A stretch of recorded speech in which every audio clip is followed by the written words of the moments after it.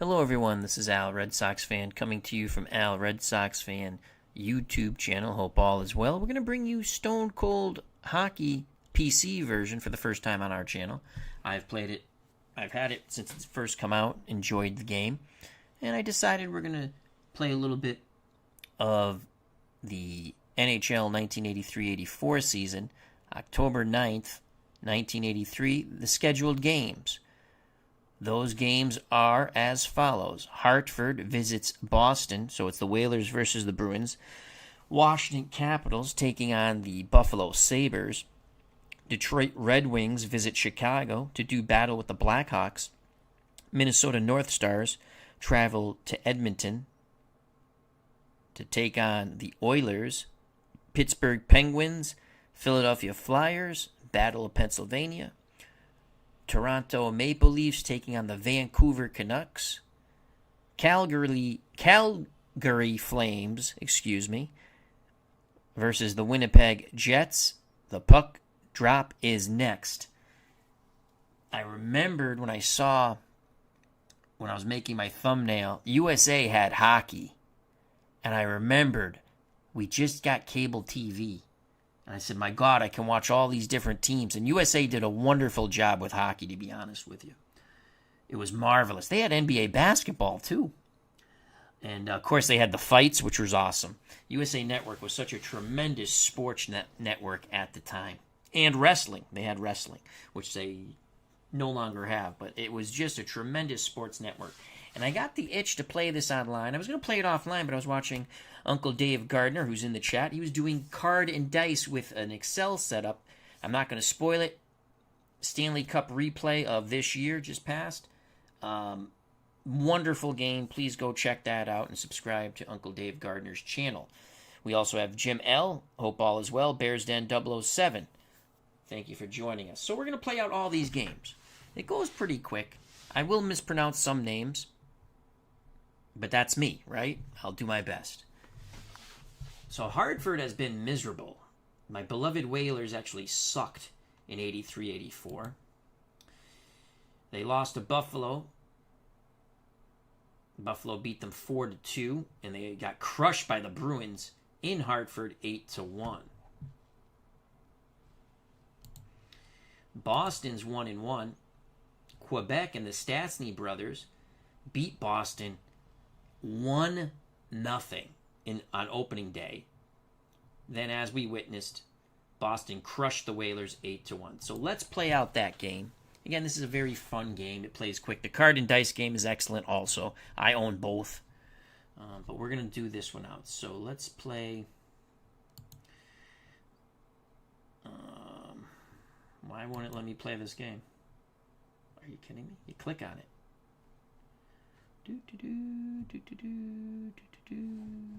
Autoplay. We don't want to... Oh, options. Let's go to options too. I want to lower the sound a bit.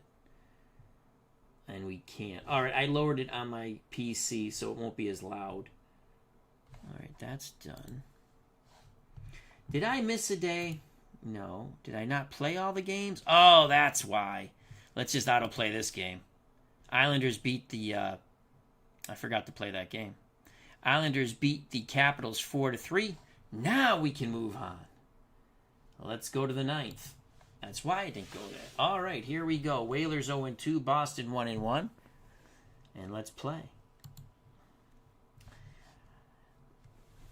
I'll explain the game a bit. I'm not an expert. There are many tutorial videos out there. You can check those out. Hartford, their attack is not bad. Okay. It is an 8. Boston's attack is an 8. But look at the horrible control rating. That is awful. Well, actually not too bad.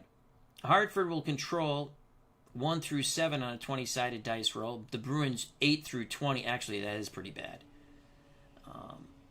Puck battle 12 and above. Stamina. Wow. Look at that. They only have a stamina of 9. That's interesting. I've never seen that before to start the game. Bruins are at full stamina at 10. In goal is Greg Millen. He's a 7 goalie. That's not bad. Penalty kills a 5. Power plays a 9. Offensively, they're not bad. Defense is horrible. That's a 3. For Boston, attack, as we said, is a 9. Defense of 5. Aggression's 9. Aggression for Hartford's 8. Penalty kill 7. Doug Keenes is in goal. He's an 8. Doug Hunt has joined us. Hope all is well. All right, here we go. First period. 2 minutes off the clock. Who will control? It's going to be the Bruins. And you can see that horrific defensive role. For it to be on the defensive chart, Hartford needs a 1, 2, or 3. It is a 13. Bruins now have an excellent chance to score. We go off the Bruins attack chart. Rick Middleton is in possession. I used to love Rick Middleton. So they're going to score.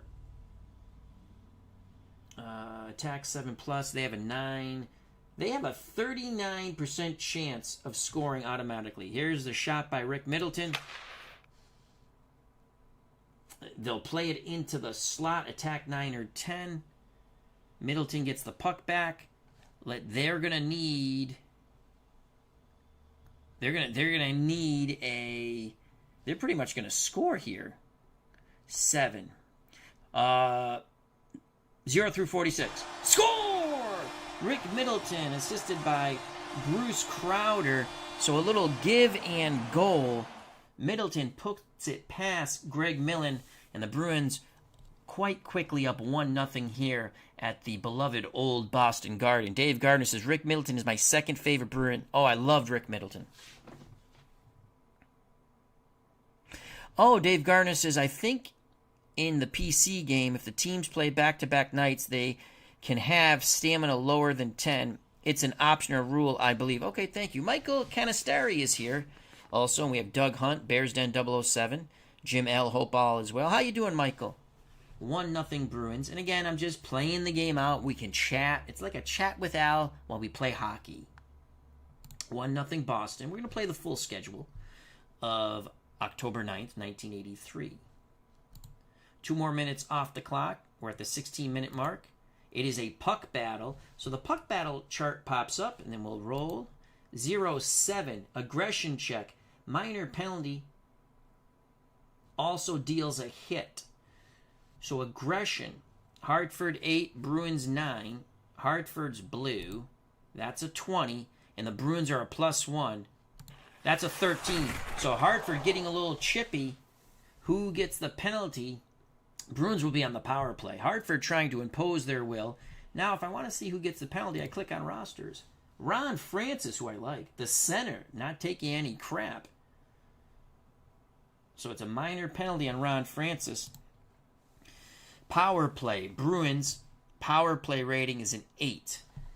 Penalty kill for Hartford's a 5. You can see a +3, +4. Bruins have an excellent opportunity to score here on this power play. 97. Good job by the Hartford Whalers. I believe they've just killed off the power play. Penalty kill unit auto kills this time slot in the next. Good job by Hartford killing off the power play. Both teams at full strength. 10 minutes left in the first period. Bruins control. Again, they're going to have an excellent opportunity. They're going to try to work the puck to Peter McNabb. McNabb, they work it around. McNabb, slot chance. Save by Greg Millen. You can see a goalie, 7+ saves, and Greg Millen standing on his head. Michael Canistari says, all is good. That's wonderful, Michael. Period 1 continues. 8 minutes left. Control goes to the Bruins. And they score! Randy Hillier puts it past Greg Millen. It was a turnover by the Whalers in their zone.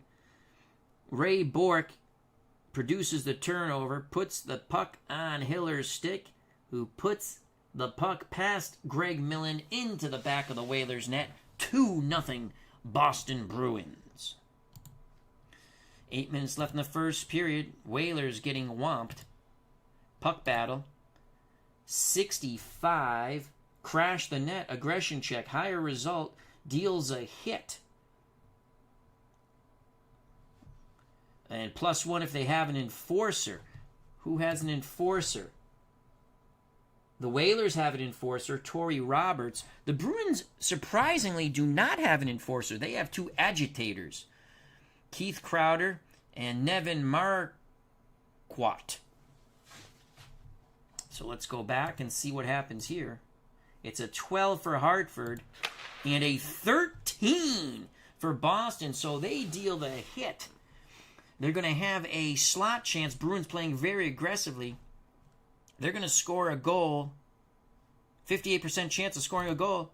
Save by Greg Millen. Nice job by the Whalers. Who put the shot on? It was Tom Fergus with the shot. Still 2-0 Boston. And that ends the first period, and that's how quick these games go. It goes as quickly with card and dice.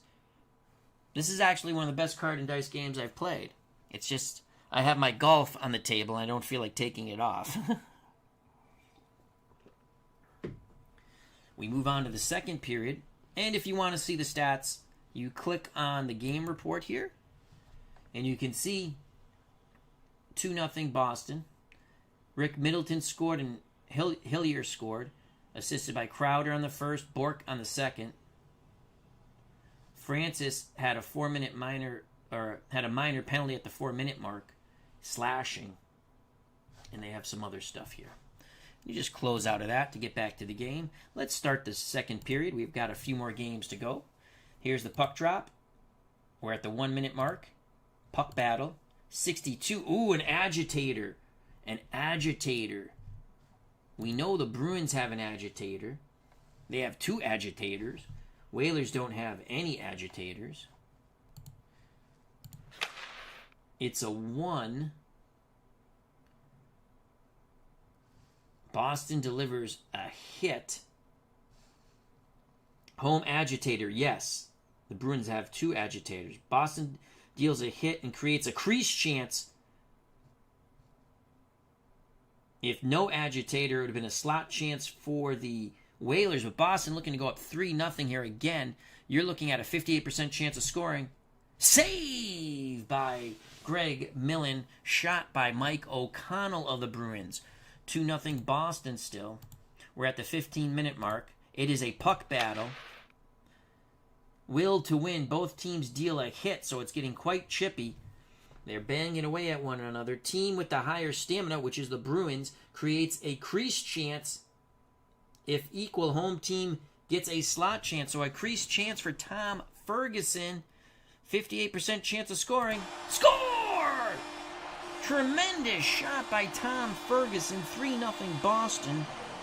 Assist Mike O'Connell.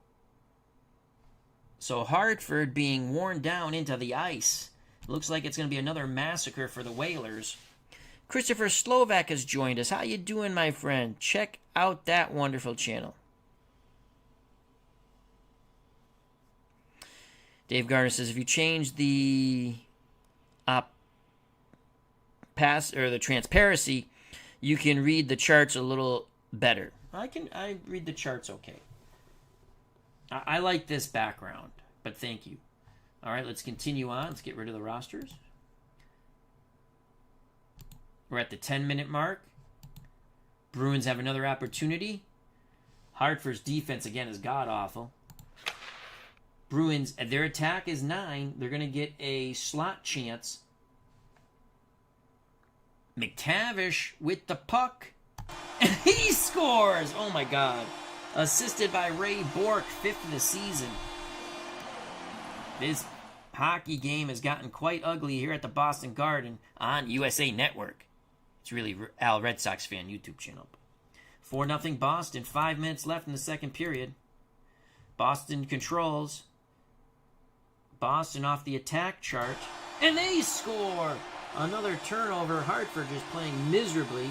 Ray Bork once again picks the pocket of a Hartford Whaler quickly. Actually, Bork scored. O'Connell picks the pocket, sends it to Crowder, who sends it to Bork, who puts it past Greg Millen. 5-0 Boston. 5 minutes left. Right at the end of the second period.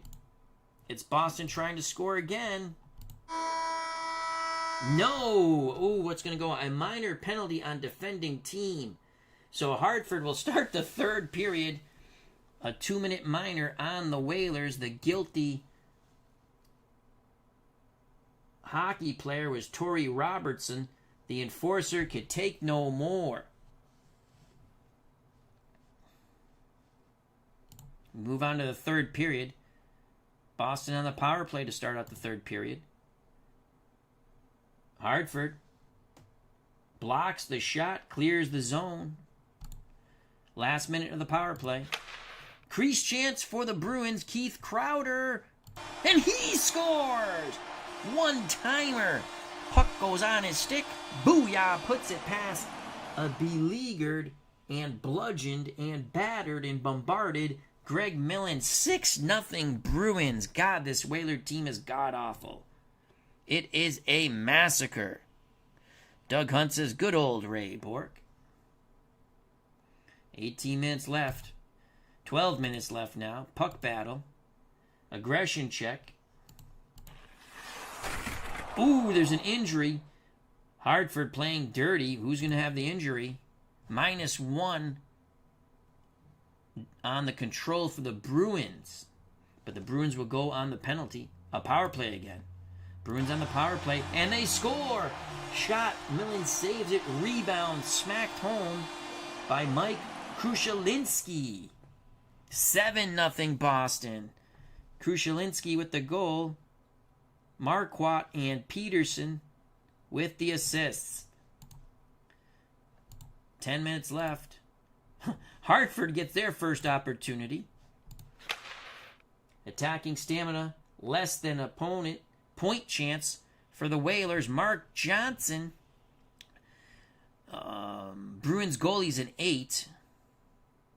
That's Doug Keenes. 29% chance for the Whalers to end the shutout. Save, Doug Keenes. We move on. 8 minutes left. Puck battle. Aggression check. The Bruins now, as they're up in this hockey game, they're going to get their pound of flesh. Penalty on the Bruins. Who's the guilty culprit? Mike Milbury. I can see that. Hartford goes on a 2-minute power play. The minor on Mike Milbury. What was it for? Interference. Hartford power play. And they score! So, Sylvain Turgeon gets the rebound off the initial save of Doug Keenes, puts it past Keenes. 7-1 Bruins. 1 minute left. Puck battle. Aggression check. This game is getting chippy, and here comes Hartford. A little pushing and shoving. No fights have broken out yet. This will end the game here, and that's it. The Boston Bruins in the Garden crushed the Whalers 7-1. There's no brass bonanza being played in the insurance capital of the world tonight. 7-1 Boston. Quickly go to the goal scoring. Middleton started off the scoring for the Bruins, assisted by Crowder. Hillier got the second goal, 2-0 after one period. Bork with the assist there. That was his 4th of the season. Then Bruins would score 3 goals in the second period. Ferguson, McTavish, Bork. It was O'Connell, Bork, Crowder with the assists, respectively. You can see Bork with his 5th assist on the season. And he also has a goal. That was his first goal of the season. Bruins would put 2 in before Hartford would score, thus a 7-1 game. Crowder, Krushelinski with the goals for the Boston Bruins. McTavish, Peterson with the assists, respectively. Turgeon with the goal for Hartford in garbage time. Katsopoulos, a Greek dude, with the assist. Game got really chippy, but 7-1 victory for the Boston Bruins. And you click on the whistle. We now move on to the Washington Capitals, who are 0-2, traveling to the Buffalo Sabres, 1-1. Richie L. 1991 has joined us. He says, good grief. He says, Al, I was watching your Sox versus Mets dice game from last week. Even though the Mets swept, all the games were really close, fun stuff. 3 out of 4 were close. Did you watch the massacre, though? With Darryl Strawberry, this was wild. I was trying to get outs just to end the stream, right? Because they're killing the Red Sox in Game 3. The only game that wasn't close. So I have Strawberry steal second. I have Strawberry steal third. I'm like, what the hell? Let him steal home. And he did it.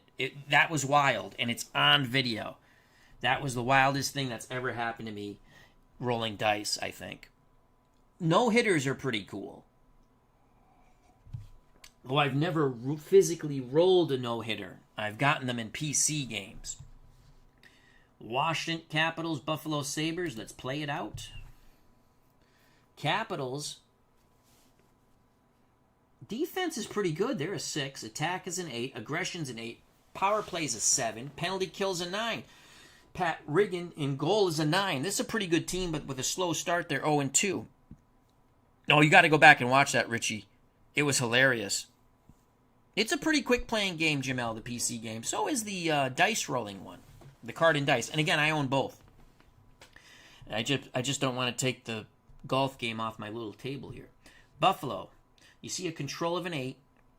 And then their attack's a 9. Their defense, not as good as the Capitals. Slightly worse at 5. Aggression's an 8. That's even. Power play's a 7. That's the same. Penalty kill is a 7. Capitals are better on the penalty kill.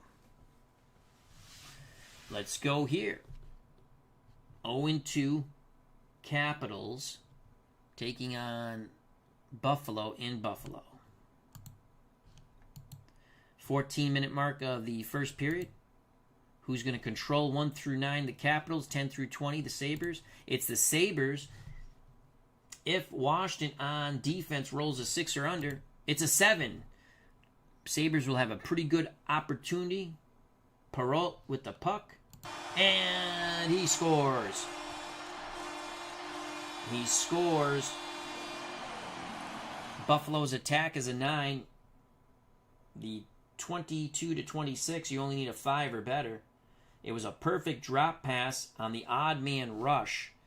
So it went Halsey, Ramsey, Perrault, booyah, past Pat Riggin, 1-0 Buffalo. In the net for the Sabres, Tom Barrasso. I like to buy a vowel, please. 8 minutes left in the first period. We go to a puck battle. Enforcer table. Capitals do not have an enforcer. Buffalo Sabres, Larry Playfair. He's the enforcer, Playfair. I bet he doesn't play too fair, does he? He's the enforcer. It's a 1. Home presence deals a hit per enforcer, which they have. So a good job by Playfair. He's not taking any poop. Sabres defending their home turf. We move on. 2 minutes left in the first period. Puck battle again. Agitator. No agitators for the Capitals. Guess what? The Sabres have Mike Foligno. He's an agitator. It's a 2. Visiting agitator. No. Home team gets a slot chance. Puck goes to Mike Ramsey. Slot chance. Riggin is a 9 goalie. 32% chance of scoring. Save! Horrible shot by Mike Ramsey. He just basically puts it on net. Easy save for Pat Riggin. Clinton Parks, the Admirals, joined us. Dave Little is here. Check out those wonderful channels. 1 minute left in the first period. Control goes to the Sabres. They're going to have a good opportunity here. And they score! Low shot deflects off the skate in the crease and past Pat Riggin. The goal will be awarded to Paul Cryer. Assist by McKenna and Riel Courtier. And that's the end of the first period. 2-0 Buffalo. Home team doing a good job. Let's move on to the second period. They drop the puck. 19-minute mark. Control will go to the Capitals. Can they pull to within 1? Defense, if it's 5 or under, they go to the defensive chart. No! Capitals have a good opportunity here. Their attack is an 8. Attack 7 or 8. Point chance. They work the puck to Bobby Carpenter. Barrasso is a 9 goalkeeper. 23% chance of scoring. Save! Barrasso. Again, Carpenter puts the shot on net, but nothing special there. Easily put aside by Barrasso of the Sabres. 18 minutes left in the second period. Control goes to the Capitals. They have another opportunity to put the puck in the back of the net. 7 just outside the defensive range. Score! On the breakaway. A hard wrister nails the top corner. You heard the ping of the crossbar, and it goes in the back of the net. Gustafsson with the goal. That's his second of the year for the Capitals. Duchesne? Is that how you pronounce that? Gaetan? Duchesne? Second assist. I don't know how to pronounce that guy's name. Clinton Park says, there's a blast from the past. Carpenter. Sports Time Machine is here. How you doing, Mr. Utah Mike? Check out his channel. 2-1 Sabres. 13 minutes left in the second period. Control goes to the Capitals. Washington looking to equalize. They've got an excellent opportunity here. And they score! What a slap shot by Craig Laughlin. Assist by Hallworth and Carpenter. That is the second goal for Craig Laughlin on the season. That was a wicked slap shot. Put it right past Tommy Barrasso. Stick side high.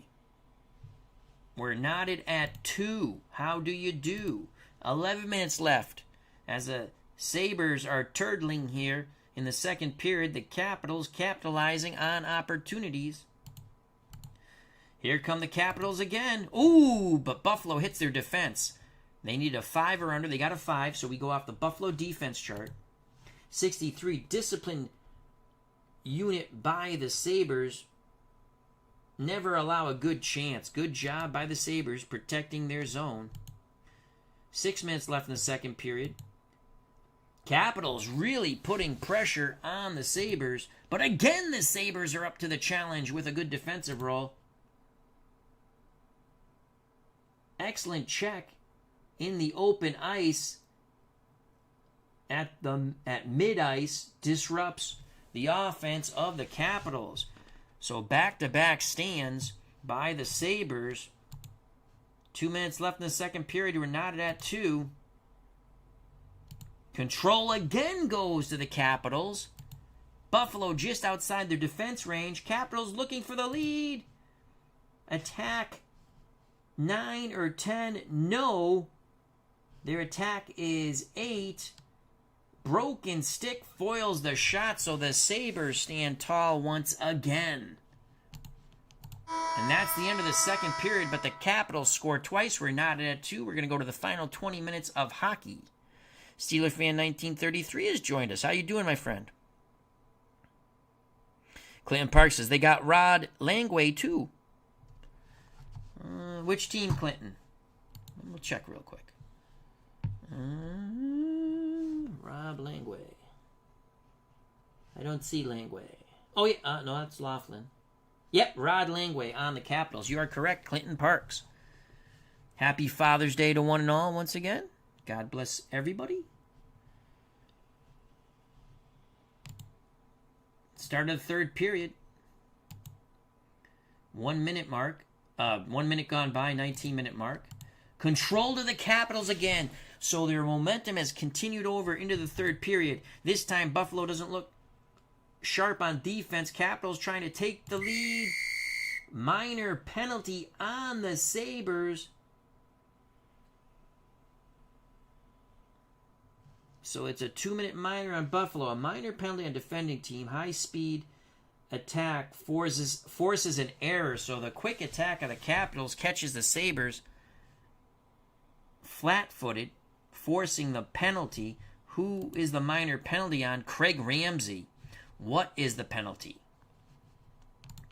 The penalty on Ramsey, interference. All right. It's a 2-2 hockey game. Capitals on the power play. So their power play is a 7. Then you compare it to the penalty kill. Buffalo's a 7, so it's 0. It's even. Even Stevens. 80. The Sabres will kill off the power play. Good job. So they kill off the power play. Team's at full strength. 17 minutes left in this hockey game. We go to the 11-minute mark. Who will have control of the puck? It's the Capitals again. Buffalo gets a horrible defensive role, and the Capitals score. They have scored 3 consecutive goals here in Buffalo to take a 3-2 lead. It was a breakaway, a wrist shot past Tom Barrasso underneath his armpit, glove side. Curry with the goal. Gantner Langway with the assist. Second goal for Glenn Curry on the season. 3-2 Capitals. So after a tremendous first period by the Sabres, they are hitting tough times. 10 minutes left in this hockey game. Sabres in control of the puck. They're looking to set something up for Foligno. And Foligno with a slap shot. Just inside the line. Andrechuk with the assist. We're knotted at 3, so the Sabres come back strong.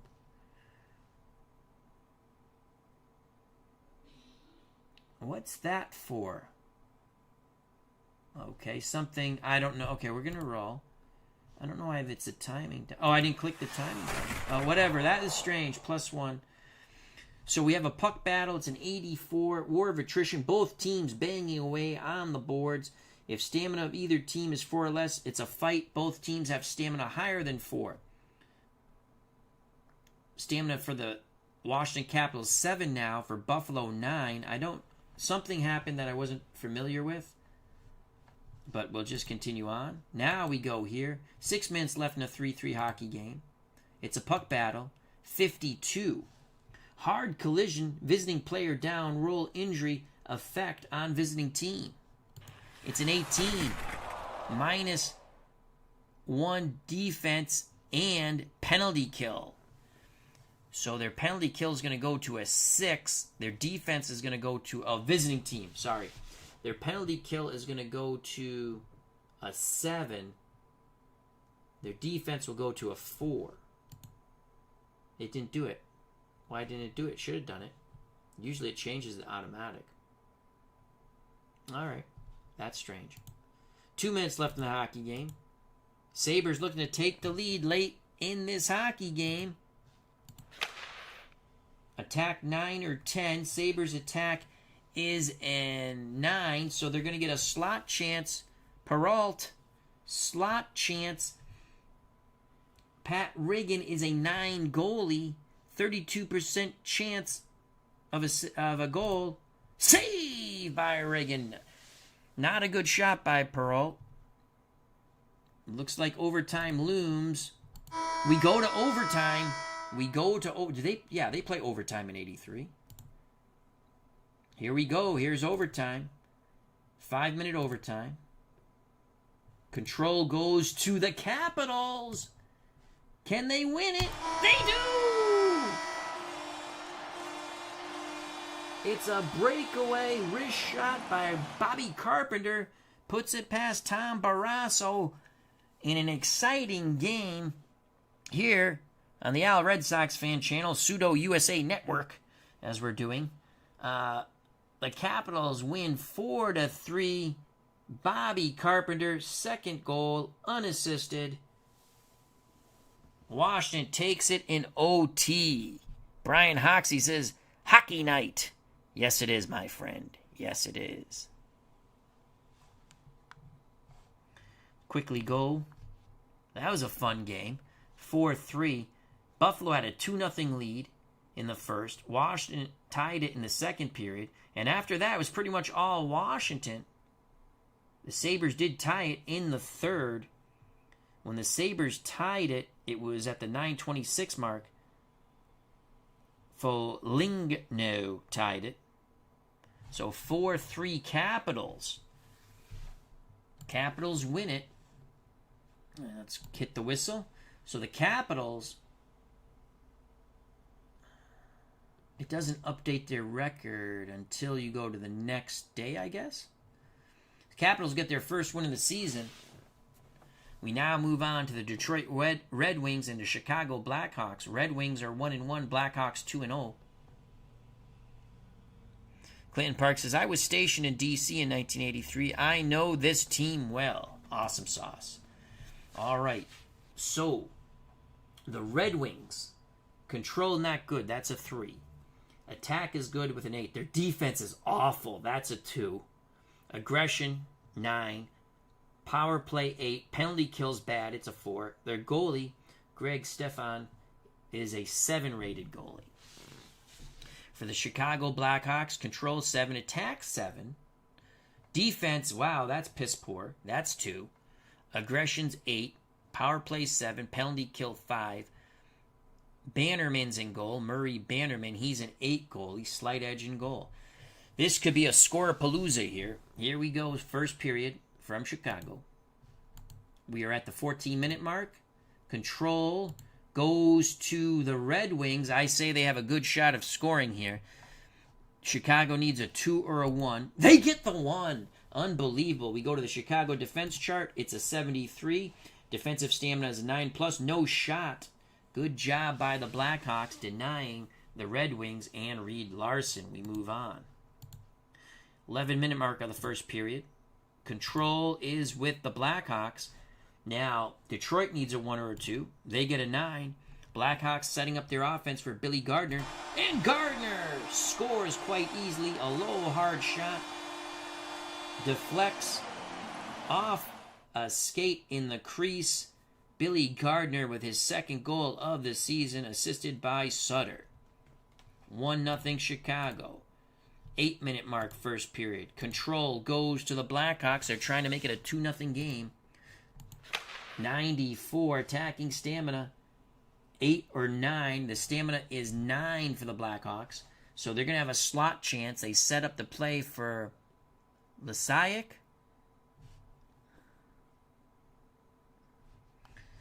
Chance to score.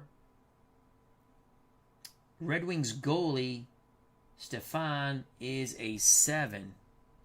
46% chance to score. Oh, save. Not a good shot by the Blackhawks. A little quick on that shot. 1-0 Chicago. 3 minutes left in the first period. We have a puck battle. It's going to be an aggression check. +1 for the more aggressive team, Detroit. They're at a 5. 19. So Chicago dealing a minor penalty on Chicago is called for a minor penalty, but they will reduce the stamina of the Red Wings. Who is the penalty on for Chicago? Al Secord. Penalty on Al Secord. Interference. Red Wings on the power play. So their power play is an 8. Penalty kills a 5 for Chicago. It's a +3-4 in favor of Detroit. A low roll. It's a goal. It's a goal. Academic. 0-8. Cross ice pass. One-timer off the stick of Steve Yzerman. And it's a 1-1 hockey game. Larson, DeGay, potato, are on the assists. So it's 1-1 hockey game. That's the end of the first period.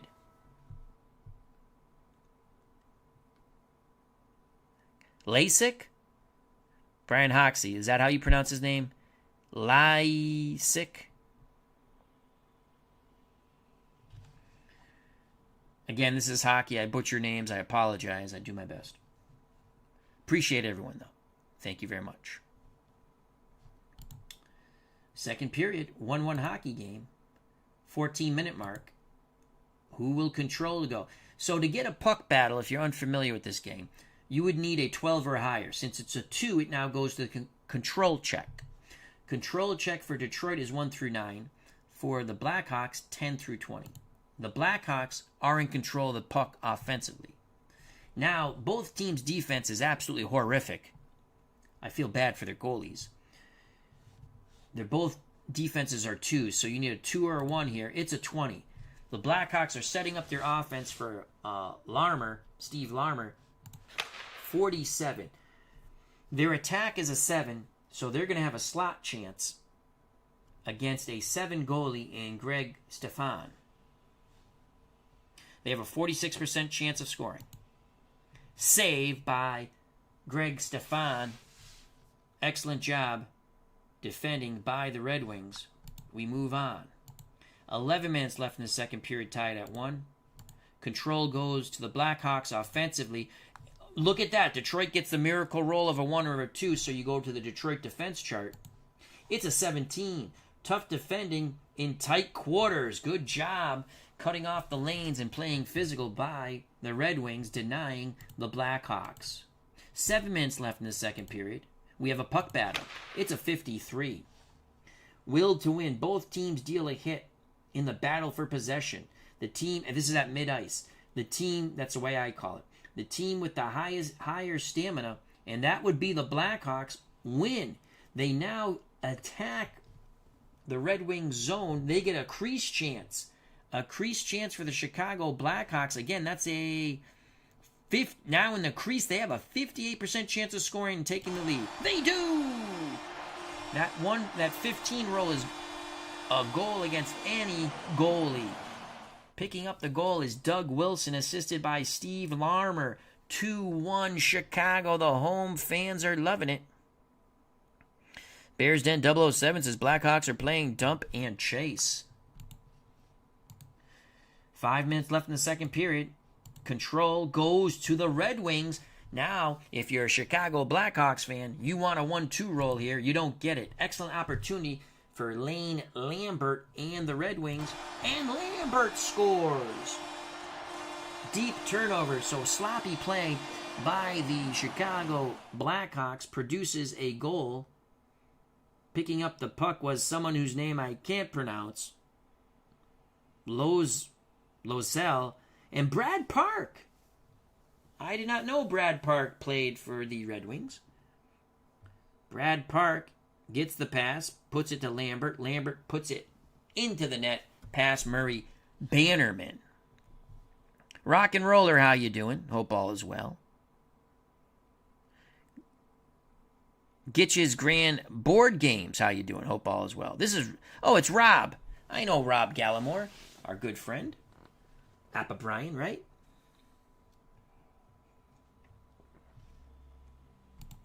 So it's 2-2. How do you do? Red Wings tie it up. 1 minute left in the second period. Control will go to the Blackhawks. They're going to have a great opportunity for Rich Preston. Oh, 99. Horrific roll.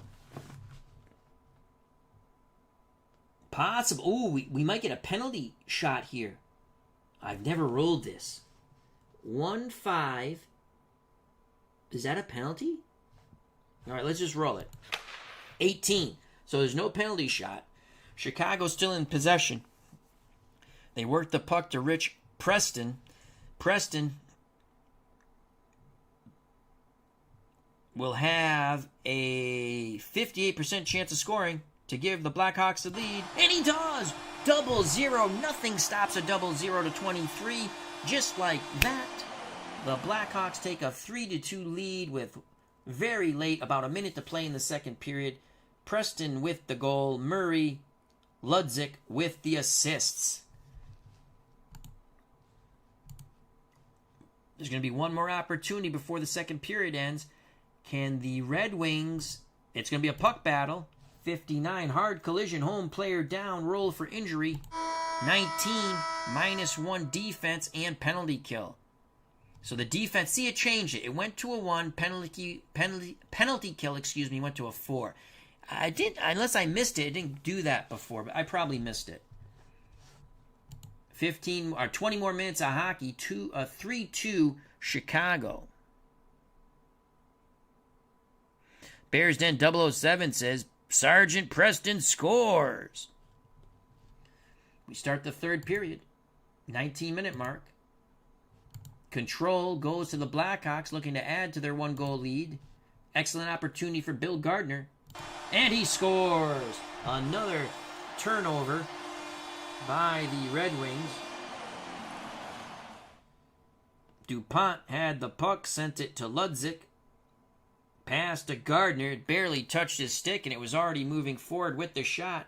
Past Murray Bannerman. It is 4-2 Chicago. 14 minutes left in this hockey game. Blackhawks up by 2. Detroit in control. Detroit with an excellent opportunity. Kelly Kissio. And Kissio scores as he kisses it off the crossbar into the back of the net. Corner shot. Boldevere with the assist, the second of the season. Big time pressure by the Red Wings. Trying to get back in this game. They're down 1. 4-3 Chicago. 9 minutes left in this hockey game. Blackhawks in control. Detroit gets the miracle defense roll. They need a 1 or 2. They get the 1. It's a 62. Excellent job by the Red Wings. They do not allow a chance, snuffing out the Blackhawks' offensive opportunity. 4 minutes left in this hockey game. Detroit looking to tie. They're going to have an opportunity here. A big-time opportunity for Kelly Kissio. 64 attack, 8 or 9. Detroit's attack is an 8. They're going to have a slot chance for Kissio. Can he kiss it once again to the back of the net? Bannerman, an 8 goalie, 39% chance. And Kissio kisses it to the back of the net. We're knotted at 4. Kissio, assisted by Park and Boldevere, whatever the hell his name is. Bolderev. Oh my God, these names. Holy cow.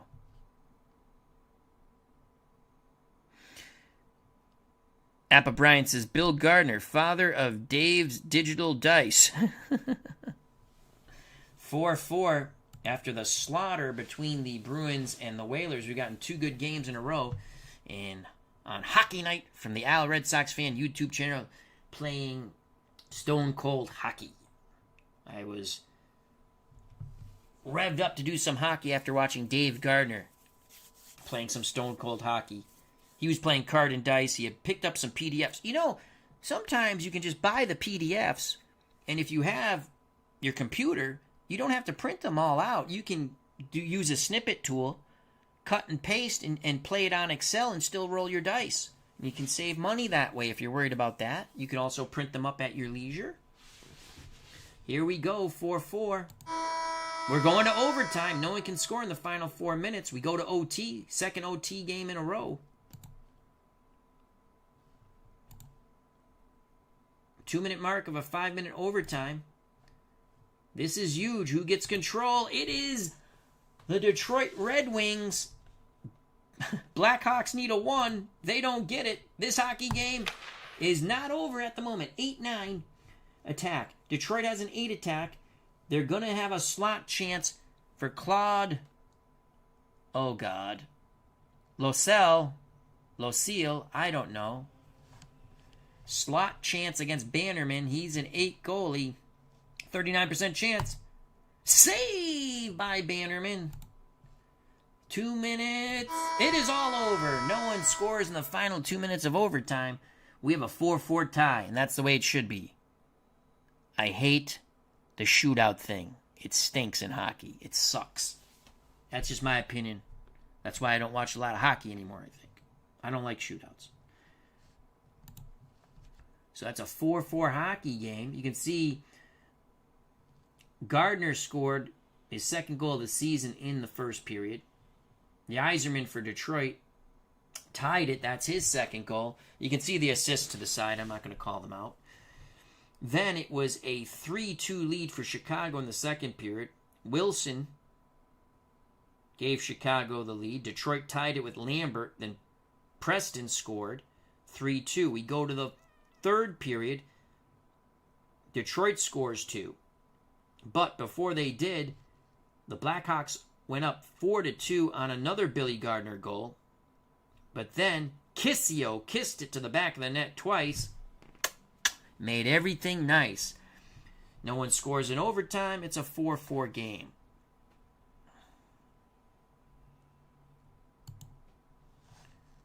And you click on the whistle. We go back to the schedule. So after the Bruins slaughtered the Whalers in Boston 7-1. And again, it's going to update the next day, it looks like. We've had a 4-3 game in overtime and a 4-4 tie in overtime. Now we're going to go to Minnesota and Edmonton. And they're playing in Edmonton. So the North Stars travel to Canada.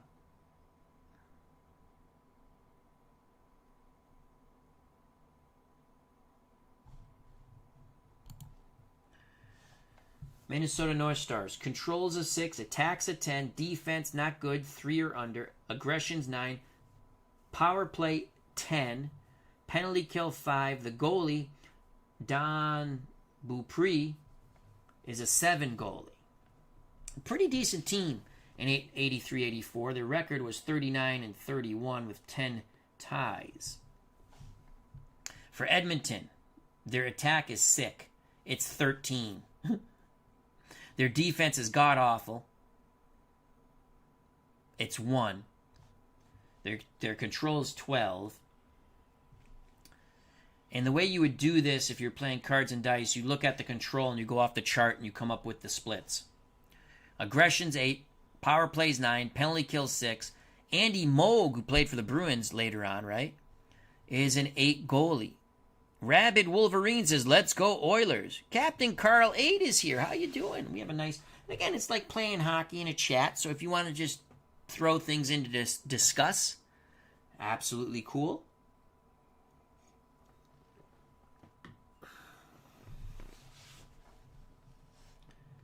Let's start the hockey game out here in Edmonton. We're at the 19-minute mark. Roll for control. North Stars have it. This will most likely be a good shot for the North Stars. That Edmonton needs a 1. They don't get the 1. Excellent opportunity for Kurt. Is it Gillis or Giles? I'm going to say Kurt Giles. And they score. Oops, I hit the mic. Sorry. Sloppy play by the Oilers produces a breakaway. It went Bellows McCarthy. McCarthy puts the puck on Giles' stick, who puts it past Andy Moog. Defense non-existent for the Edmonton Oilers. 1-0 North Stars. Pretty much whoever rolls for control has an excellent opportunity if the defense doesn't pop up. And odds of the defense popping up for both these teams, slim to none. 1-0 Minnesota. We're at the 14-minute mark of the first period. Control goes to Edmonton. Edmonton looking to tie it up. They work the puck to Lindstrom. And there's a goal! Look at that. Attack 12+. Well, their attack is awesome. It's 13. A long slap shot through traffic. Beaupre could not see the puck. It goes to the back of the net. Lindstrom with his second goal of the season. Wayne Gretzky with his 6th assist of the season. It is 1-1 here in Edmonton. First period, 9-minute mark. We go to a puck battle. 84. Make a stand. Teams deal a hit. It's getting chippy. If stamina 7 or less, a fight occurs. No, both staminas are 9 now. We move on. 4 minutes left. So this, you can see the black die is a timing die. Control. It goes to Edmonton. Can they take the lead? Things looking good for Mark Messier. Score! Mark Messier. The attack is higher than a 10. An astonishing redirect by Messier as they're trying to bang him around in the crease. Messier would not move. It is 2-1 Edmonton to the joy of the Oilers fans. Assisted by Yari Curry. You're not moving out Mark Messier from in front of that net. Redirect pass, Don Beaupre. 2-1 Oilers. Final seconds of the first period. Puck battle. Crash the net, aggression check. Higher result deals a hit. Edmonton in possession of the puck after the aggression check and the hard hit. So stamina for Minnesota goes down to 7 now. Chance for Ken Barry. Barry against a 7 goalie. You're looking at a 58% chance. Goal! Right at the buzzard. He just beats the buzzard. It's 3-1 Edmonton. Ken Barry with his first goal of the season. Edmonton delivered actually 2 hits. Holy cow. Assist by Coffey. Linsman with the other assist. Wow. So after one period of hockey, the Oilers beating up. No, this is not like golf, Chris Anderson. It's a good game. They're all good games. You just don't like the card and dice games. You have to have an imagination, Mr. Anderson. How's your mom and dad? Hope everyone's doing well.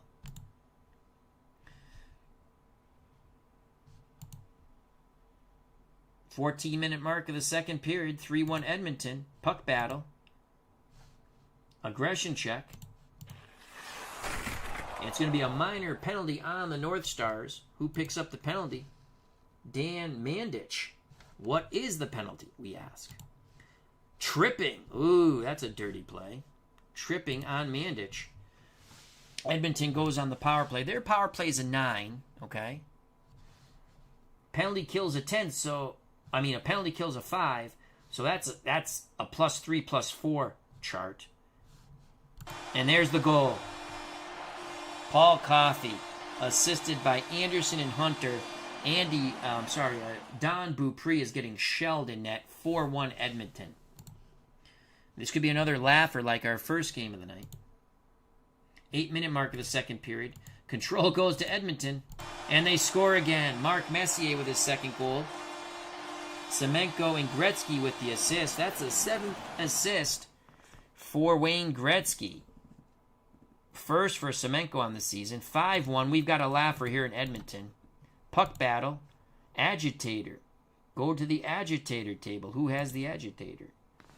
The agitator. Edmonton has 2. Mark Messier and Ken Linsman. Semenko's an enforcer. Definitely is. Ooh, if we get a fight, we got a good chance here to get a brouhaha. Because you have Maxwell, an enforcer, and Plett. But we're looking at the agitators. It's a 1. Home agitator, yes.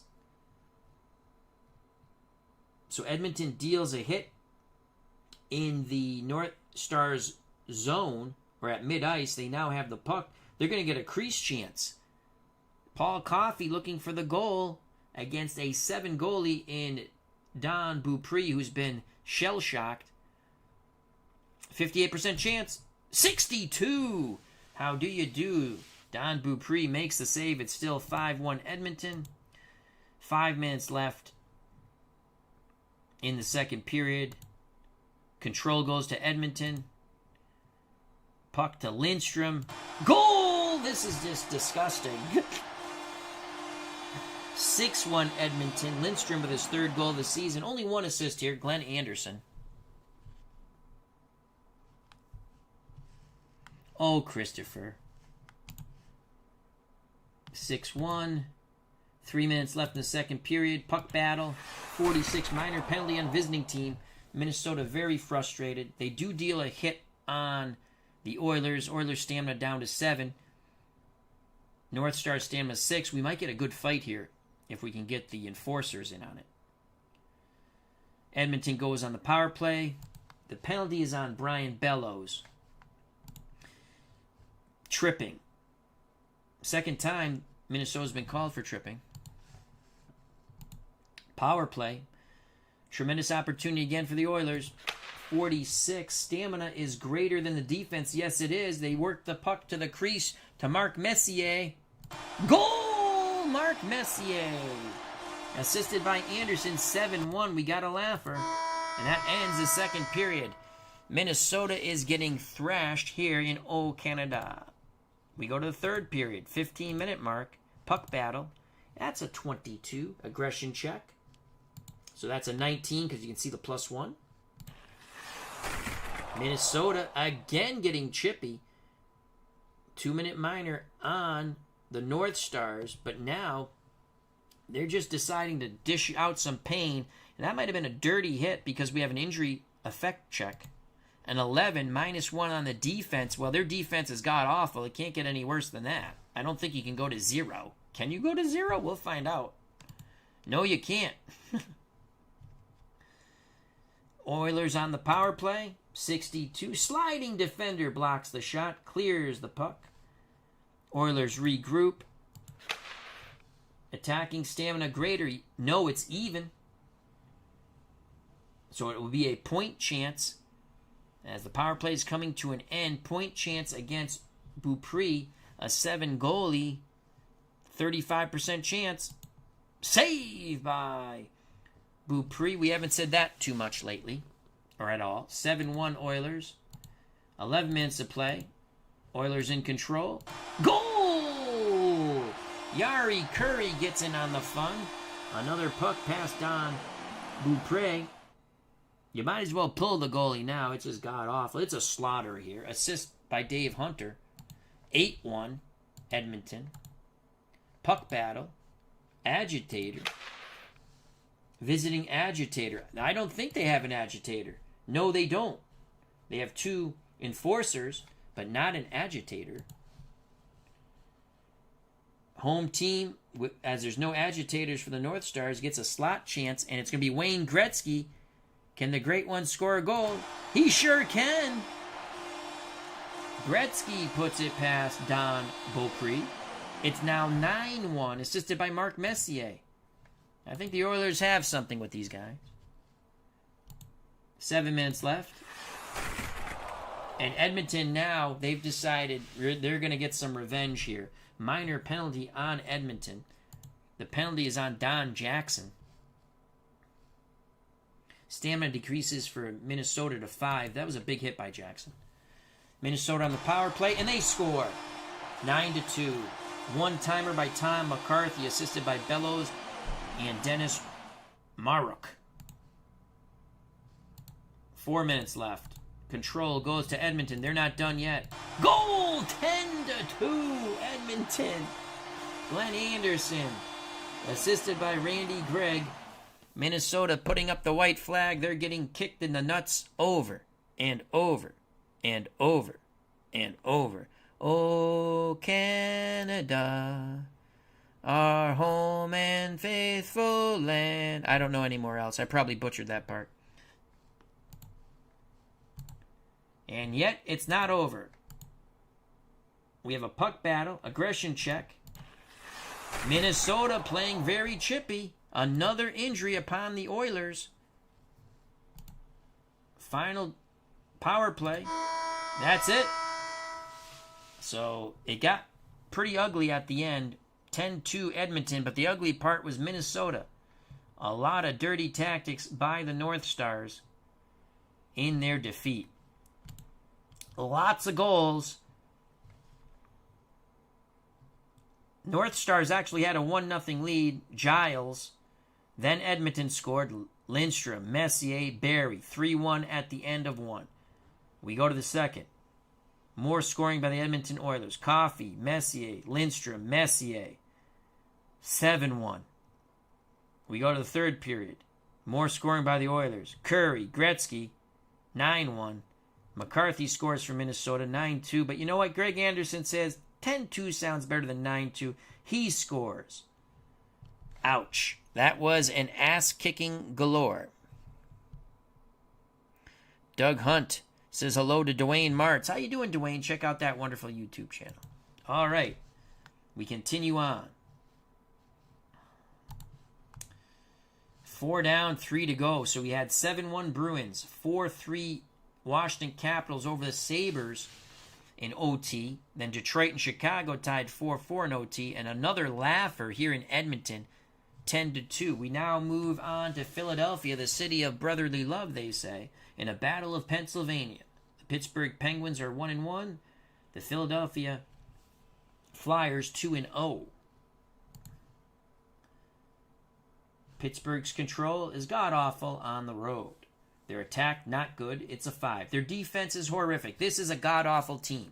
Pittsburgh, 16 wins, 58 losses, 6 ties. This could get ugly quite quickly. Quite quickly, my friends. Philadelphia, 9 control, 9 attack. Their defense I thought would be better. 3. Defenses in the early 80s were god-awful. Aggression's an 8. Power plays a 7. Penalty kills a 4. Goalies a 6. Well, Pittsburgh's going to have to roll a lot on control to stay in this game. Control is very important in this game, obviously. Your control rolls, Pittsburgh 1 through 7. Philadelphia with a big edge, 8 through 20. Here we go, first period. 15-minute mark. Control goes to the Flyers. Wow, the 2 roll is they need a 1 roll for Pittsburgh. So Philadelphia has an excellent chance for Brian Propp. And there's the goal. That's why Pittsburgh only won 16 games in the 83-84 season. Sloppy play produces a breakaway. Puck goes past Haran. 1-0 Flyers. Propp's 3rd goal this season, assisted by Holmgren and Poulin. We move on to the first period, 12-minute mark. Puck battle, 20. Aggression check. That's a 16 because of the +1. So Pittsburgh deals a hit, reducing. Wow, look at Philadelphia's stamina is only a 6 now. Holy cow. But Pittsburgh will be on the penalty kill. Who's the penalty on for Pittsburgh? Marty McSorley. He played for the Bruins, didn't he? And he's an enforcer. McSorley cross-checking. Yep, that's Marty McSorley. Philadelphia on the power play. Their power play is a 7. Penalty kill for the Penguins is a 4, so it's a +3-4 chart. And there's a goal. 0-7. Automatic goal. 1-timer by Brian Propp. Makes it 2-0 Philadelphia. Rick McLeish with the assist. We move on. 6 minutes left in the first period. Control goes to the Flyers. Excellent chance to score again. And they do. Pittsburgh turns it over in their zone. Sutter quickly sends it to Cochran. Quick shot by Cochran. Haran being badgered in net. 3-0 Philadelphia. 2 minutes left in a first period that the Penguins would very much like to forget. Control to the Flyers. Here's a goal. Another goal. Breakaway. Started by Doug Crossman. Gets the puck to center ice to Brian Propp, who puts the puck on the stick of Billy Barber. And Barber does the rest. 4-0 Philadelphia. Dennis Haran will go to counseling after this game, it seems. That ends the first period, mercifully, for this horrific Pittsburgh Penguin team. Move on to the second period. 16 minutes at the second period. Puck battle. 99. Ooh! Yes. Marty McSorley's an enforcer. And the Flyers have Holmgren and Glenn Cochran. Nice. Enforcer table. Oh, home presence. Let's see if we get a fight. It's a 1. Home team presence. 1 hit per enforcer.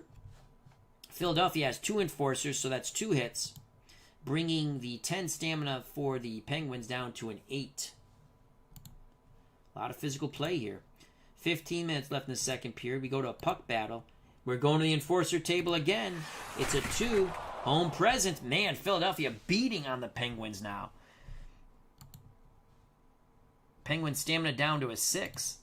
14-minute mark. Penguins have control. Can they score? Mark Taylor in possession of the puck. Their attack is a 5. 26% chance.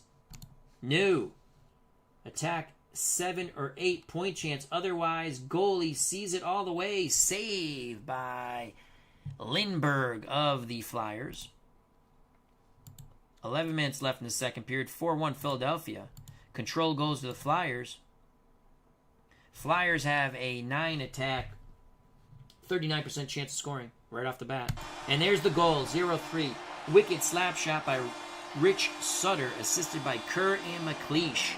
5-0 Flyers in the battle for Pennsylvania.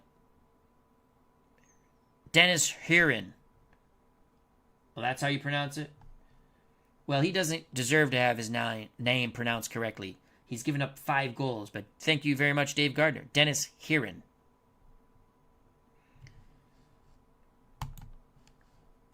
Nine minutes left in the slaughter. Second period. Puck battle. 30. Minor penalty on the home team. So Philadelphia decides we're up 5-0. We've taken enough crap from these boys from Pittsburgh. Not that they've taken a lot of crap. They've beaten them down pretty good. Pittsburgh will go on the power play. Who's the penalty on? The enforcer, Glenn Cochran. Can see that. What was it? Cochran. Hooking on Glenn Cochran. Pittsburgh. Power plays a 7. Penalty kill for Philadelphia 4, so that's a +3/4 chart. They score 23% chance automatic. 58. Big save by Lindbergh. Philly clears the zone. Final minute of the 2-minute power play. Attacking stamina greater. No, the attacking stamina is not greater than the defense. It's a point chance for Mark Taylor and the Pittsburgh Penguins against Pelle Lindbergh. He's a 6 goalie. 41% chance of a goal. Save! Pelle Lindbergh. An unfortuitous roll for the Pittsburgh Penguins. Richie L. 91. Lots of goals across the board tonight. You betcha, my friend. 6 minutes left. Control goes to the Penguins. And they score finally. They set up the slap shot for Andy Brickley. Isn't Andy Brickley a Boston Bruins announcer now on Nesson? I'm learning a lot of stuff. I know this stuff. I can't believe I remember Andy Brickley's name. First goal of the year for Andy Brickley, assisted by Bullard and Hoffman. 4 minutes left. 5-1 Philadelphia, second period. Puck battle. Both teams deal a hit. If either team is 7 or less, we got to fight. Oh, nice. Nice. We got to fight. 52. It's only a brief brawl. Visiting players land quick, hard shots before they go down in a heap. Visiting team +1 stamina and automatic column A attack in the next time slot. Oh, Pittsburgh could get within 3. So that, and it's 5-minute fighting for Pittsburgh and Philadelphia. Doing the fighting was, for Pittsburgh, Hernwich and Dave Brown. I like that name. Dave Brown. Easy to pronounce.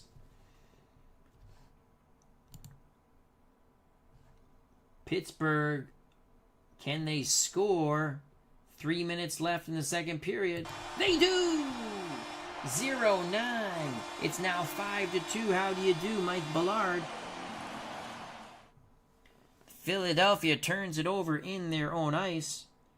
Hoffman sends it to Bullard, puts it past Pelle Lindbergh. It's now 5-2. And that ends the second period. We go to the third period of hockey. Cleve Baseball Fan 879. Brickley played for the Bruins as well as the Penguins and Flyers, among other teams. And he is the Bruins announcer on Nesson. Andy Brickley.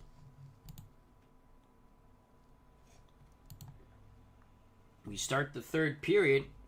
Pittsburgh down 3. 14-minute mark of the third period. Control goes to the Flyers. 42. Their attack is a 9, so they're going to have a crease chance for Bill Barber. Barber against Heron, who's an 8 goalie. He scores. He's got a 51% chance of scoring. Oh, what a tremendous save by Heron. 12 minutes left in the third period. Puck battle. 62 agitator table. Only Pittsburgh has an agitator. They have 2 agitators. So let's read. Go to the agitator table. Okay. We roll a 6-sided die. It's a 2. Visiting team agitator. Yes, they deal a hit. And they're going to create, so they deal the hit in the Flyers zone. They're going to create a crease chance. They could pull to within 2 here. This is big. Doug Shedden, I don't know how the hell to pronounce his name. He's got a shot here. And he scores! Pelle Lindbergh, only a 6 goalie, cannot make the save. It's now 5-3. The Battle of Pennsylvania is not done yet. 10 minutes left in this hockey game. Pittsburgh needs it's a puck battle. It's an 80 enforcer. Both teams have enforcers. That's a 3 visiting presence. Deal 1 hit per enforcer. The visiting team only has 1 enforcer. That's Marty McSorley. Didn't Marty McSorley also... Yeah, he played for the Bruins. I already said that. I remember that now. So McSorley deals the hit.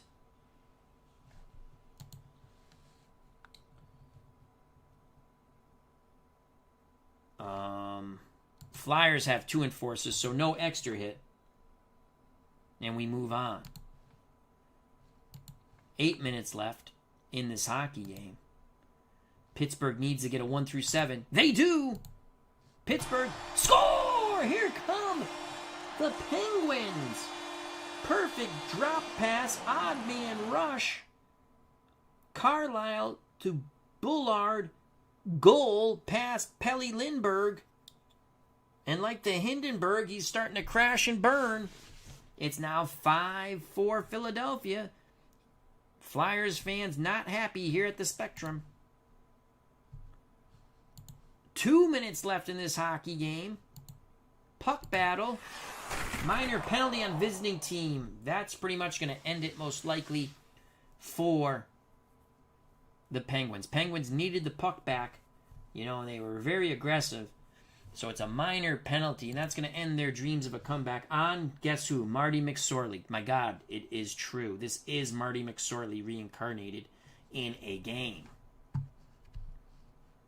He must have got more dumb penalties for the effing Bruins when I watched hockey back then. When he played for the Bruins. I'm pretty sure he played for the Bruins at one point. That's going to be the hockey game.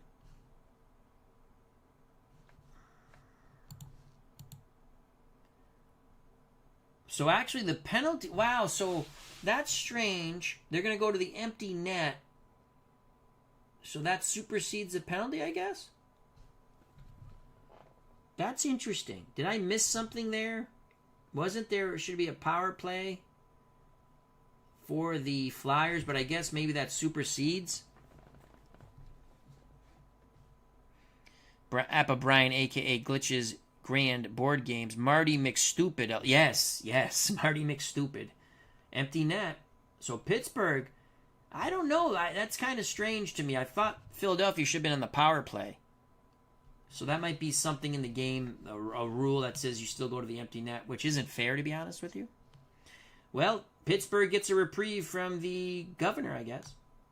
Empty net. They need a 0-5. They don't get it. No chance. 1 minute left. Empty net still for the Pirates. The Penguins.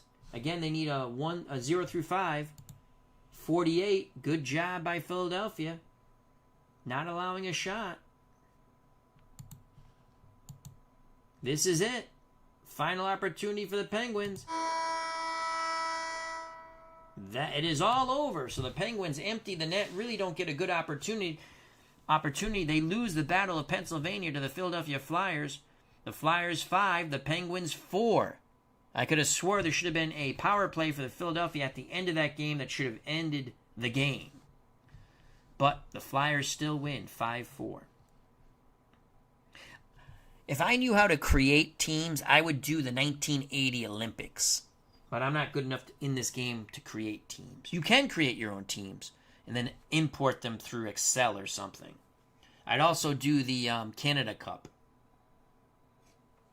That would be fun. Or if someone has created those teams, card and dice, I'd love to get a set of that and play it out. Let's go to the goals quickly. Philadelphia was up 4-0 after one period. You got to give Pittsburgh credit. They battled back. So in the first period, Prop, Cochran, and Barber scored goals. You can see the assists here. I'm not going to name them out. In the second period, it was 6-1. For Philly, it was Sutter, Brickley, and then Pittsburgh finally gets on the board with Ballard. Was that on the power play? No, they would have put a PP player. Third period, it's Pittsburgh pulls to within one. Shedden and Ballard. But they fall short. Again, there was a penalty. See? Tripping. No, you had McSorley. You had McSorley with the penalty, but yet Philadelphia did not go on the power play. So that's kind of strange to me. Again, that might be some rule I don't know about. I don't like that, but Philadelphia won. Let's move on. We have 2 more games left.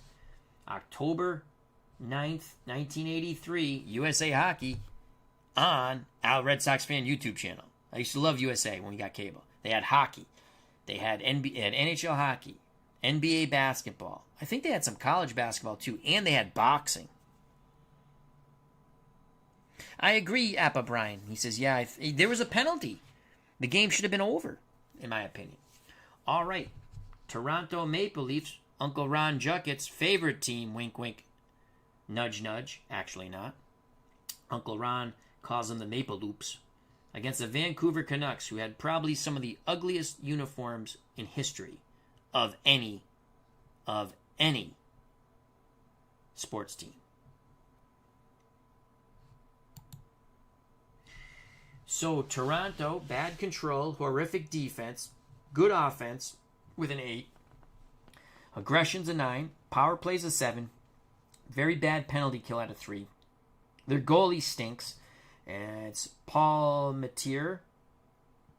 Mike Palmatier. He's only a 5. That's not good. For Vancouver, they're at home. Their control's a 7. Their attack's a 9. I think there's a difference with control to home and away, if I remember right.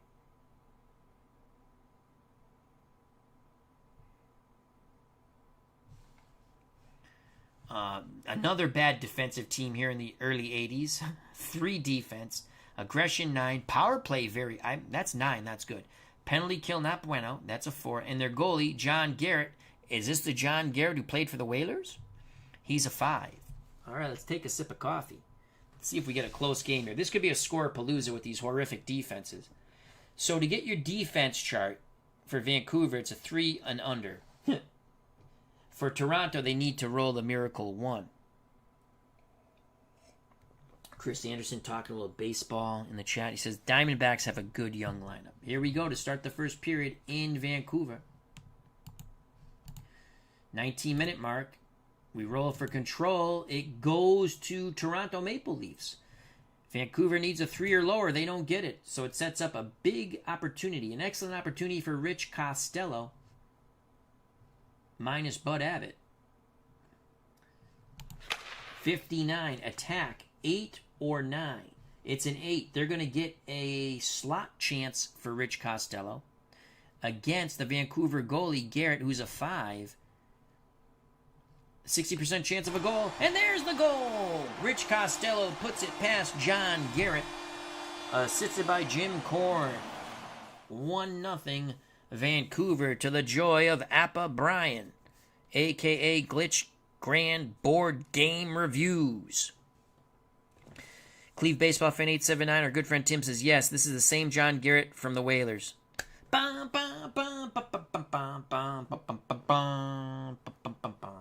right, here we go. First period, 13 minutes left. Control goes to the Canucks. Can Toronto get the Miracle 1? No, they can't. The puck, Lars Molin. Goal for Mr. Molin. It's a 1-1 game. Molin assisted by Lindgren and Gradin.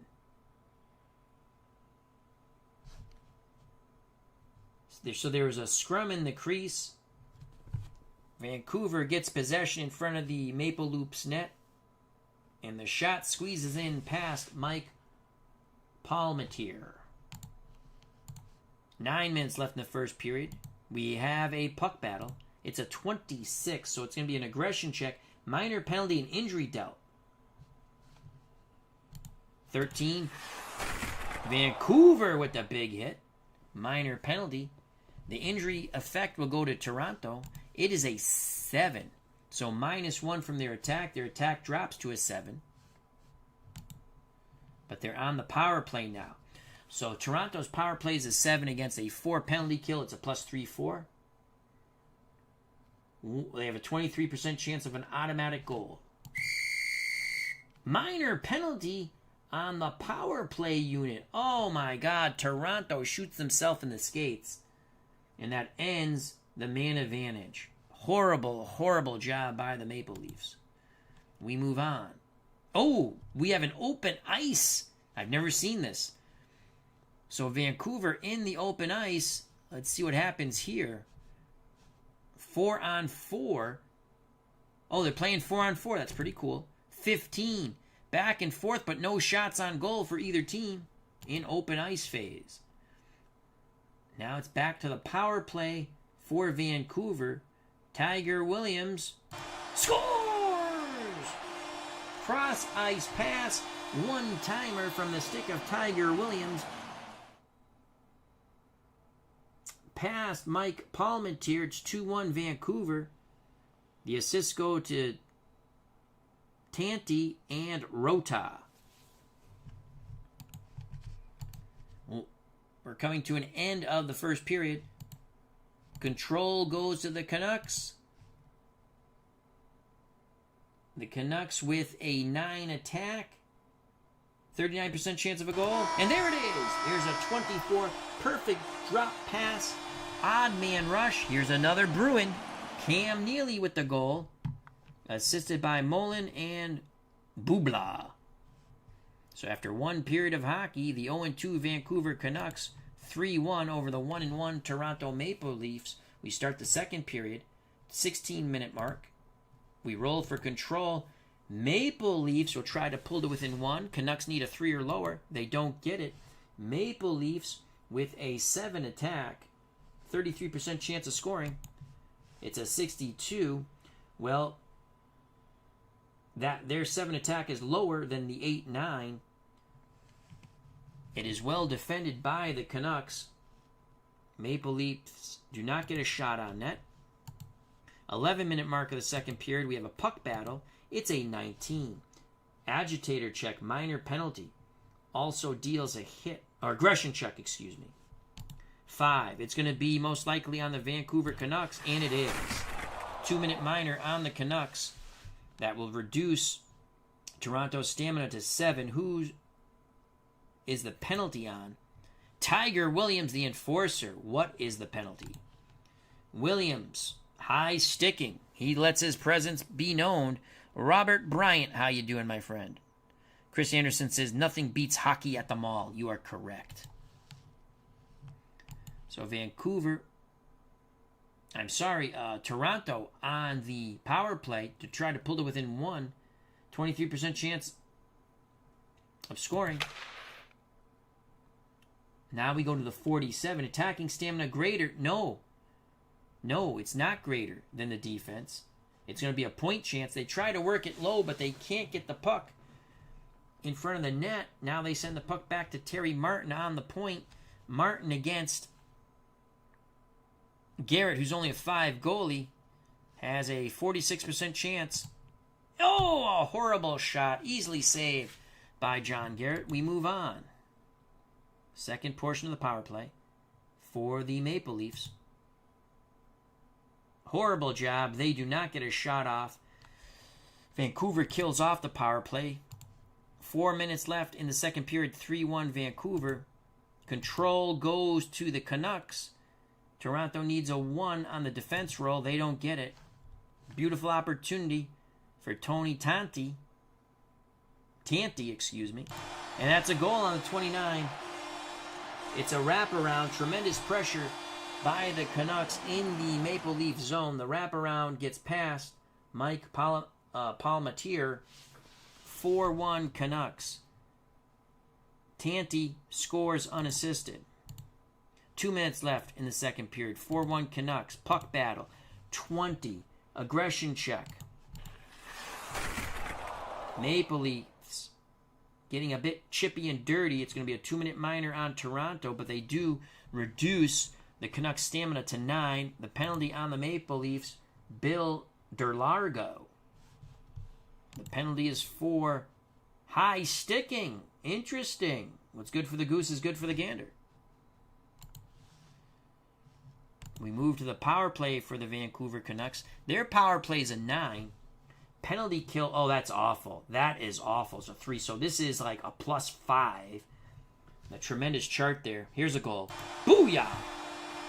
Shot on Palmateer. He saves it, but the rebound by Sundstrom poked past Palmateer.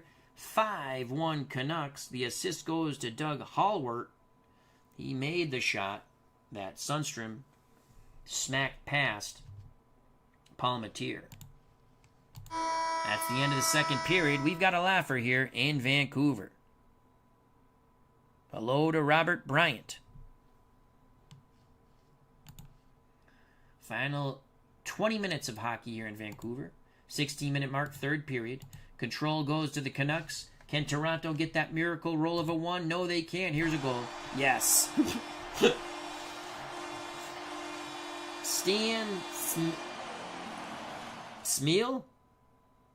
Stan scores, assisted by Kevin McCarthy. Again, it's a wraparound. Tremendous pressure the Canucks are putting on the Maple Leafs. Well, the Canucks were not horrific. They were 32 wins, 39 losses, 9 ties. Toronto, not good. 26-45-9. 6-1. Canucks. 12-minute mark of the third period. Roll for control. Good God, it's the Canucks. They got another excellent opportunity to score. And they do. Breakaway finish with a close-range blast. Time to change Palmateer, I think. Stan Smeel, that's his third goal of the season. Doug Howard with his second assist of the season. It's a laugher, 7-1 here in Vancouver. Vancouver on their way to their first win of the season. 10-minute mark. Toronto, can they put a goal in? No, they can't. Well, they might. Actually, they won't, because their attack is only a 7. And they need an 8 or 9. Well defended by the Canucks. 8 minutes left in the hockey game. Puck battle. 63. Battle back. Trailing team hustles to win possession. Roll attack A column. So Toronto is going to have an opportunity here. Down. They're trying to hustle for a goal at the 8-minute mark. Peter and Nyack. And I have no clue. Crease chance. They can't get a shot on. Now they have a crease chance. Save by John Garrett of the Canucks. 7 minutes left. Puck battle. 0-5 aggression check. Vancouver dealing out the aggression. 2-minute minor. On Vancouver. Cam Neely with the 2-minute minor. What's it for? Mr. Neely, it's called for interference. Toronto on the power play. Pass deflected. Action grinds along the boards. Stays in the Vancouver zone, though. Final minute of the power play. Score! Nyland sends the puck to Anderson. He puts a shot on Garrett. Garrett makes the initial save. Freiser gets the rebound, puts it past Garrett. It's 7-2 Canucks. 2 minutes left. Puck battle. Enforcer. Ooh, let's get a fight. Okay, we got a 5. It's a fight! Yes! Ooh, again, quick, chaotic fight. They go to the ice. The officials break it up. Increase control range of the home team and deal one hit. There's the hockey game. Vancouver beats the bejesus out of Toronto 7-2. I'm not even going to go through the goals. We're just going to put it up. Oh, we'll go through the goals. Toronto scored first. It was Costello. That was his first of the season. Then Vancouver would score the next 3 times in the first period. Molin, Williams, Neely. Second period, Vancouver scored twice. Tanti and Sundstrom. Third period, Vancouver would score twice. I don't know how to pronounce that gentleman's name. Smeal and Smeal. He scored both goals. Toronto on the power play would score with Freiser. Final score 7-2.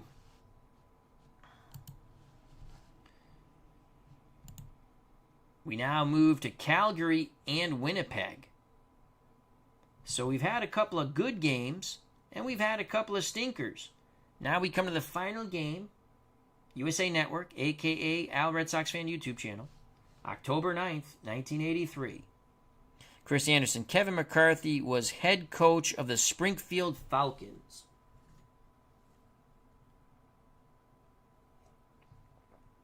Captain Carly. Why am I not surprised that Tiger Williams was involved in a fight? I agree. Final game of the evening. Here we go. Okay. So, let's look at the records in reality. Calgary Flames, formerly the Atlanta Flames, right, were 34, 32, and 14. My guess is they made the playoffs that year with that record. I'm just guessing. I don't know. Winnipeg Jets, 31, 38, and 11. Pretty even match here. Pretty even match. Calgary's control on the road is 4. Winnipeg's is a 6. Calgary's attacks a 9. Winnipeg's attacks a 10. Defense. Again, bad defenses. Holy cow. Calgary's a 3, a slight edge over a horrific 2 defense for Winnipeg. Aggression, Calgary's an 8, Winnipeg's a 9. Power play, 7 for the Flames, 7 for the Jets. Penalty kill, the Flames are much better. They're a 6 compared to the 3 of Winnipeg. In goal for the Calgary Flames, Don Edwards, he's a 7 goalie. For the Winnipeg Jets, Doug Sotart, and he's a 6 goalie. Let's get the hockey game on its way. Here's the puck drop. 19-minute mark, first period. We roll for control. Calgary controls 1 through 9. Winnipeg 10 through 20. It's Winnipeg. Calgary needs a 3 or lower. They do not get it. They do not get it. Winnipeg has an excellent shot of scoring. And they do. Calgary a little loosey-goosey with the puck. They lose it in their zone. Brian Maxwell has the puck, sends it to Paul McLean, who scores the goal past Don Edwards. So Maxwell gets his 4th assist of the season. McLean his 2nd goal. 1-0 to the home team, Winnipeg Jets. 15-minute mark of the first period. We roll for control. Calgary has control. Winnipeg needs a 2 or lower to go off the defense chart. Oh my God, they get the miracle. That's huge. So let's see what Winnipeg does here. 0 through 5. Actually, there's no automatic goal. Let's see what they need. A low roll. It's a 43. Action grinds to a halt along the boards. The attack is stymied by the Winnipeg Jets. 9 minutes left in the first period. It's a puck battle. 78. Make a stand. Both teams deal a hit. If stamina of either team is 7 or less, a fight occurs. Both staminas are 9, so a bit of chippiness, but no fight as the players eye each other down. 6 minutes left in the first period. We roll for control. Winnipeg Jets in control. Calgary needs a 3 or lower. They don't get it. Excellent opportunity for DeBlos. He scores. 0 to 3, automatic goal. We got a 0-1. That is a wicked slap shot. He beats Don Edwards stick side high. Assisted by Smale and Howardchuk. 2-0 Winnipeg. 2 minutes left in the first period. We have a puck battle. It's a 33 minor penalty on the home team. So a cheap shot. Visiting team takes a hit. Their stamina of the Flames is down to 8. The penalty is on Brian Maxwell. Tripping. This is a big power play opportunity for the Flames. Their power play is a 7. Penalty kill for Winnipeg's a 3, so that's a 3-4. It's going to be a plus 3-4. 61. First minute of the power play, not bueno for the Flames. Action grinds along the boards, but the Jets cannot clear the zone. Final minute of the power play. And that ends the first period.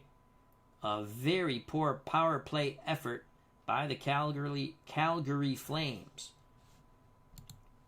2-0 after 1 period of hockey. We now move to the second period here in beautiful Winnipeg, Canada. 14-minute mark. Control goes to the Flames. So the Jets need a 2 or a 1. They get the 1 again. Holy cow. The Winnipeg Jets have had 2 defensive rolls, and that's huge. Calgary really needs a low roll here, and they get it. They get a 0-1. Had that been on their offensive chart, it would have been an automatic goal. But now they're going to have a slot chance for Colin Patterson. Colin Patterson on the slot chance. Sotart for Winnipeg's a 6 goalie.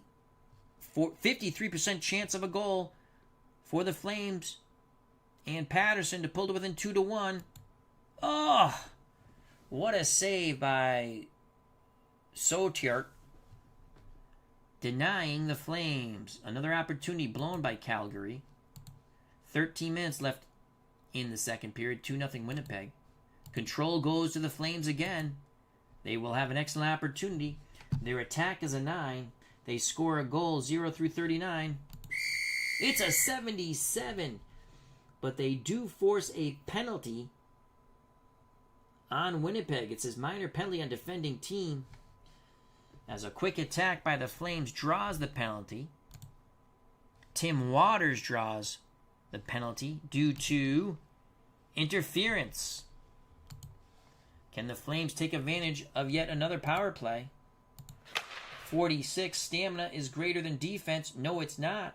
They do not get the crease chance. They have to work it back to the point. Paul Baxter from the point against a 6 goalie. 41% chance. Oh, save. It was a straight shot right upon Sotart. But it was right at him. He saves it with the body, smothers it. We move on. The second period, the power play.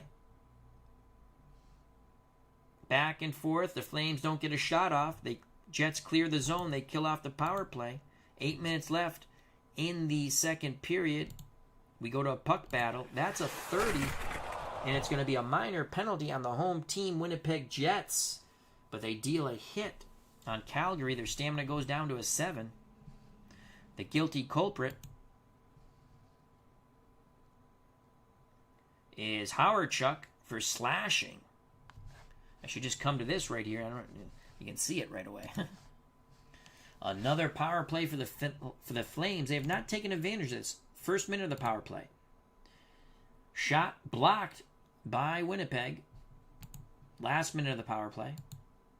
Shot deflected and knocked out of the zone. Winnipeg kills off another power play. Still 2-0 with 2 minutes to play in the second period. Puck battle is an 84. Both teams deliver a hit. Either team has 7 or less. We go to the fight. Well, Calgary is at a 7. Actually, there'll be a 6 after. So we go to the fight chart. 98. Tough fight. Both players both players competently clutch with one hand and pound away. Back and forth they go. It is Vulcan and Campbell banging away, holding and hitting. They're just striking one another over and over and over. Tensions de-escalate after that big fight, though. +1 to the puck battle threshold. Also, +1 to stamina for both teams, so a hell of a fight there. Between Mickey Vulcan and Wade Campbell, revs up both teams and they settle things on the ice. 2 minutes left in the second period. No action. Second period ends. We go to the final 20 minutes of hockey. The Winnipeg Jets 2, the Calgary Flames 0. We move on to the third period. 14-minute mark. We go to a puck battle again. It's a 14 aggression check. Aggression is an 8 and a 9, so it's going to be +1 to Winnipeg. That's a 1. It's going to be on Winnipeg. So Winnipeg delivers the hit, but the penalty is called. And it's on Maxwell for holding. After the Flames go yet on another power play. They have not taken advantage of the power play opportunities. And they still, what horrific rolls for the Calgary Flames. That is a 90. Kill zone, penalty unit, auto kills, both time slots. Excellent job by Winnipeg. And now we have a +1 timing. 7 minutes left in the third period. We roll for control. Calgary looking for a 1 through 9. They get a 2. They're going to get an excellent shot opportunity because of the horrific defense of Winnipeg. Calgary has really squandered opportunity after opportunity. Can they make it a 2-1 game here? They need a low roll. They do! Richard Crom, after some sloppy play in the Winnipeg zone by the Jets, the turnover. Nielsen creates the turnover, sends the puck to Tim Hunter, who sends it to Richard Crom. Takes a quick shot under the armpit glove side of Sotert, and it's now 2-1. So the Flames finally cash in on an opportunity. They're going to think back to all those power plays that they failed on.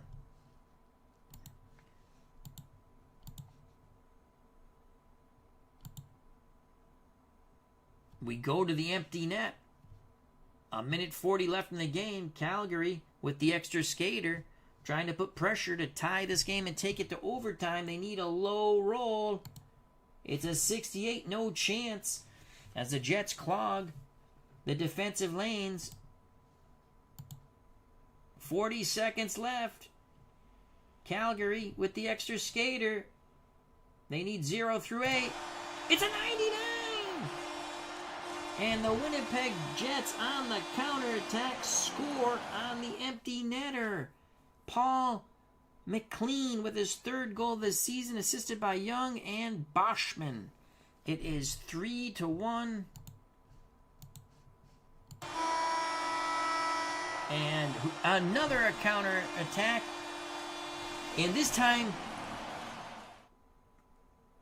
who the hell scored there? Paul Baxter scored, sorry.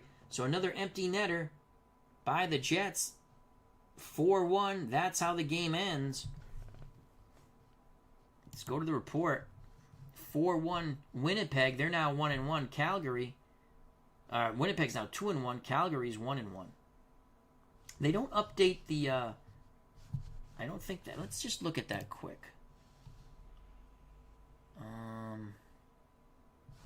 Let's go here.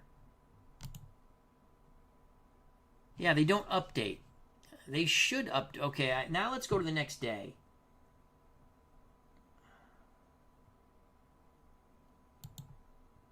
None, these teams didn't play.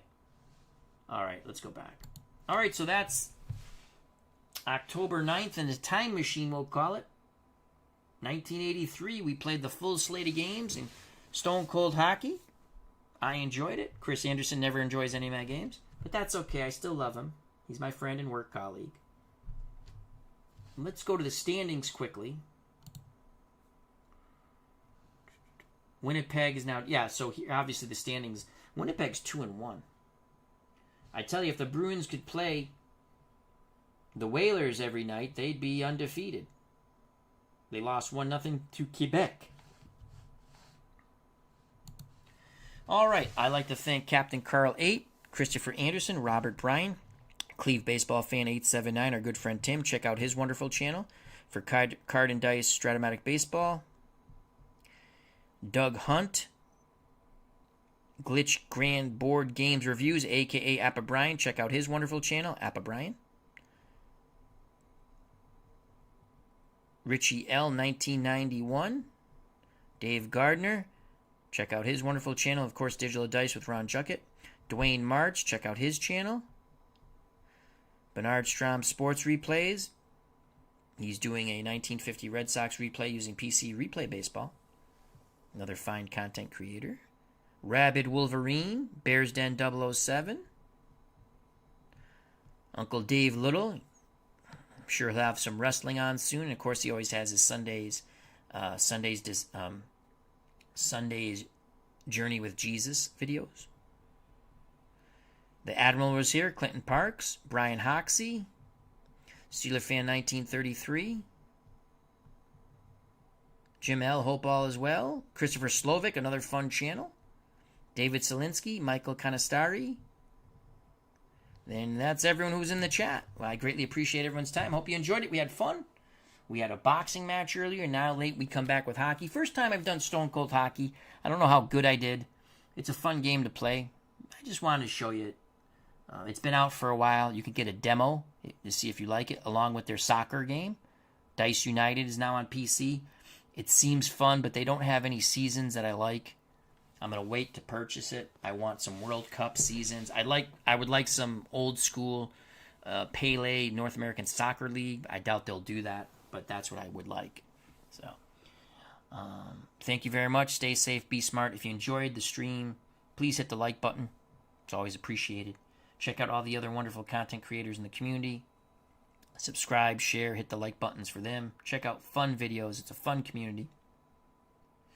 If you have not subscribed to my channel and you wish to do so, that would be awesome. If you do subscribe, hit the bell for notification when we go live. Stay safe, be smart, happy Father's Day. God bless, treat people the way you want to be treated. I love you all. You know it's coming. See you soon, and peace.